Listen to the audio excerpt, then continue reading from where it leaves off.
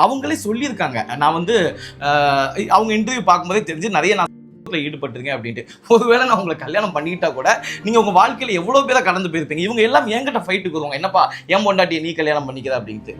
So இப்பவும் நான் சொல்றேன் வைஷு, உங்க மேல மிகப்பெரிய மரியாதை இருக்கு. நீங்க நல்லா வரணும், உங்களுடைய பயணங்கள் தொடரணும். நீங்க இது எனக்கு எப்படி தெரியுமா, உங்களை கைட் பண்ண ஆள் இல்லையோ, நீங்க ஒரு டிப்ரெஷன்ல இருக்கீங்களோ, என்னடா நாஞ்சி நம்மகிட்ட பழகிட்டு இப்படி திடீர்னு விட்டுட்டு போயிட்டானே, இக்னோர் பண்ணிட்டானே, அவங்க மனைவி நம்மள்ட்ட பேசலையே, மாமியார் நம்மள்ட்ட பேசலைங்கிற ஒரு டிப்ரெஷன்ல நீங்க இந்த விஷயத்தை செஞ்சுட்டீங்க. ஓகே, செஞ்சது செஞ்சுக்கட்டும். நாங்களும் ஓகே இதை மறந்துட்டோம். இதுக்கப்புறம் நீங்க உங்க வேலையில கான்சன்ட்ரேஷன் பண்ணுங்க. ஒருவேளை நான் உங்கள்கிட்ட பழகினதுனால உங்க மனசு காயப்படுத்திருந்தா தயவு செய்து பகிரங்கமா நான் மன்னிப்பு கேட்டுக்கிறேன். எனக்குன்னு ஒரு குடும்பம் இருக்கு, எனக்குன்னு ஒரு குழந்தை இருக்கு. அந்த குழந்தையுடைய சிரிப்பை பார்த்து நாங்கள் நல்லா சந்தோஷமா வாழ்ந்துட்டு இருக்கோம். இதெல்லாம் தாண்டி எனக்கு வாழ்க்கையில ஜெயிக்கிறதுக்கான நிறைய வேலைகள் இருக்கு. இன்னைக்கு வரைக்கும் ஒரு மீடியாவில் தொடர்ந்து போராட்டத்தில் இருக்கக்கூடிய கலைஞராக நான் இருந்துகிட்டு இருக்கேன். ப்ளீஸ் தயவு செய்து இதோட விட்டு